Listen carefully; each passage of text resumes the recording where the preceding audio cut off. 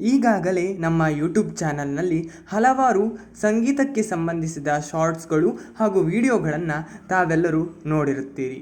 ಅದೇ ರೀತಿ ಈ ವಿಡಿಯೋದಲ್ಲಿ ಹೊಸ ಪ್ರಯತ್ನದೊಂದಿಗೆ ವಿಕ್ರಮ ಮತ್ತು ಭೇತಾಳನ ಕಥೆಯನ್ನು ತಮ್ಮ ಮುಂದಿಡಲು ನಾನು ಬಯಸುತ್ತೇನೆ. ಇದೀಗ ವಿಕ್ರಮ ಮತ್ತು ಭೇತಾಳನ ಕಥೆಯ ಮೊದಲ ಭಾಗವನ್ನು ನಾನೀಗ ತಮಗೆ ವಿವರಿಸುತ್ತೇನೆ. ವಿಕ್ರಮ ಇದು ಒಬ್ಬ ರಾಜನ ಹೆಸರು. ವಿಕ್ರಮನ ಪೂರ್ಣ ಹೆಸರು ತ್ರಿವಿಕ್ರಮ ಸೇನ ಎಂದು. ಇವನು ಗೋದಾವರಿ ನದಿ ತೀರದ ಪ್ರತಿಷ್ಠಾನವೆಂಬ ನಗರದ ರಾಜನಾಗಿದ್ದನು. ಬಲು ಪ್ರಸಿದ್ಧನೂ ಮಹಾಶೂರನೂ ಧೈರ್ಯಶಾಲಿಯೂ ಆಗಿದ್ದ ವಿಕ್ರಮನು ನ್ಯಾಯ ಪರಿಪಾಲಕನಾಗಿಯೂ ಪ್ರಜಾನುರಾಗಿಯಾಗಿಯೂ ಹೆಸರಾಗಿದ್ದನು. ಒಂದು ದಿನ ವಿಕ್ರಮನು ಸಿಂಹಾರೂಢನಾಗಿದ್ದಾಗ ಅವನ ಆಸ್ಥಾನಕ್ಕೆ ಕ್ಷಾಂತಿಶೀಲನೆಂಬ ಒಬ್ಬ ಮುನಿ ಆಗಮಿಸುತ್ತಾನೆ.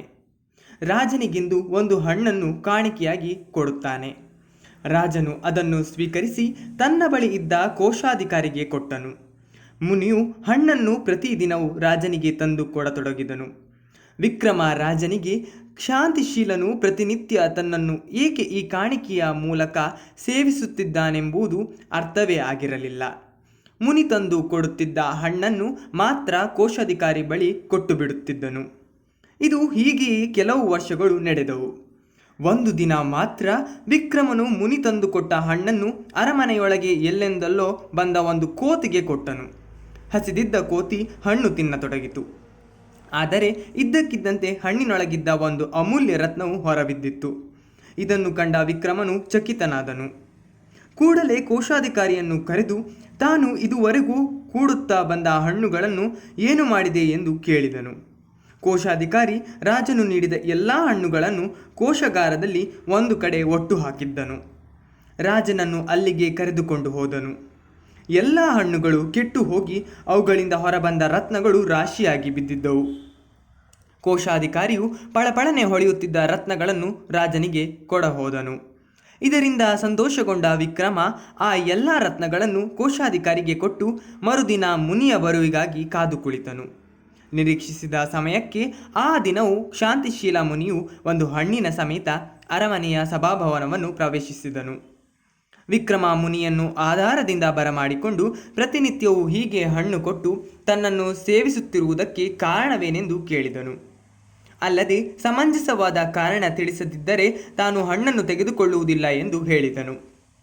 ಮುನಿ ಉತ್ತರಿಸುತ್ತಾ ತನಗೆ ಒಂದು ಮಂತ್ರ ಸಾಧನೆಯಲ್ಲಿ ಒಬ್ಬ ವೀರನ ಸಹಾಯದ ಅಗತ್ಯವಿದೆ, ಆ ಸಹಾಯವನ್ನು ಮಾಡಿಕೊಡಬೇಕೆಂದು ಹೇಳಿಕೊಂಡನು.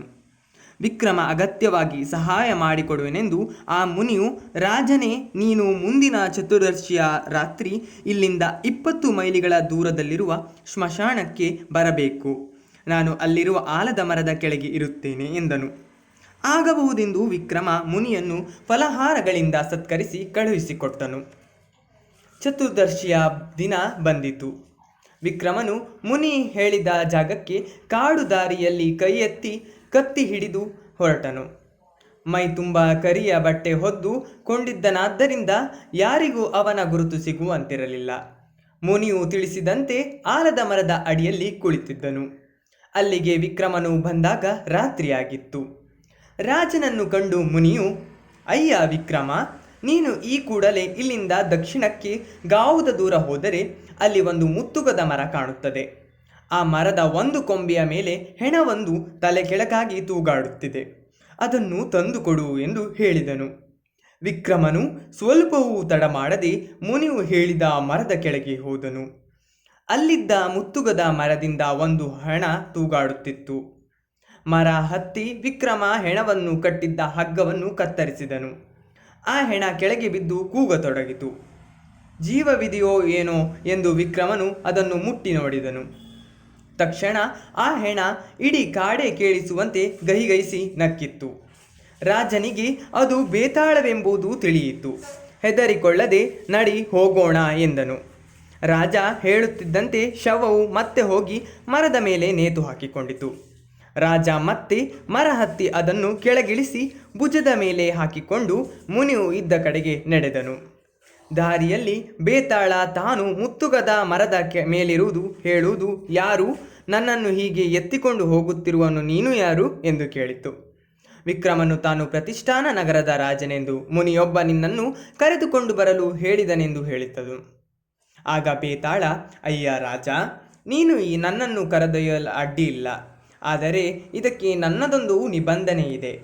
ಅದೇನೆಂದರೆ, ನಾನು ಈ ದಾರಿ ಸಾಗಲು ಒಂದು ಸ್ವಾರಸ್ಯ ಮೂಡಿಸುವ ಕತೆ ಹೇಳುತ್ತೇನೆ. ಅದನ್ನು ನೀನು ಮಾತ್ರ ಮುನಿಯು ಇರುವ ಜಾಗ ಸೇರುವವರೆಗೆ ತುಟಿಕ್ ಪಿಟಕ್ ಎನ್ನದೆ ಕೇಳಬೇಕು. ಹಾಗೇನಾದರೂ ತಪ್ಪಿ ಬಾಯಿ ಬಿಟ್ಟಿಯೋ ನಾನು ಮತ್ತೆ ಹಾರಿ ಹೋಗಿ ಮರಕ್ಕೆ ನೇತು ಬೀಳುತ್ತೇನೆ, ತಿಳಿಯಿತೋ ಎಂದಿತು. ವಿಕ್ರಮನು ಬೇತಾಳನ ನಿಬಂಧನೆಗೆ ಒಪ್ಪಿದನು. ಬೇತಾಳ ಹೇಳತೊಡಗಿದ ಕಥೆಯನ್ನು ಮೌನದಿಂದ ಕೇಳತೊಡಗಿದನು. ಬೇತಾಳ ಯಾವೆಲ್ಲ ಕಥೆಗಳನ್ನು ಹೇಳಿತೆಂದು ಮುಂದಿನ ವಿಡಿಯೋದಲ್ಲಿ ತಿಳಿಯೋಣ. ಅಲ್ಲಿಯವರೆಗೆ ವಿಡಿಯೋವನ್ನು ಲೈಕ್ ಮಾಡಿ, ಸಬ್ಸ್ಕ್ರೈಬ್ ಮಾಡಿ, ಹಾಗೆ ಬೆಲ್ ಬಟನ್ನನ್ನು ಕ್ಲಿಕ್ ಮಾಡಿ. ಧನ್ಯವಾದಗಳು.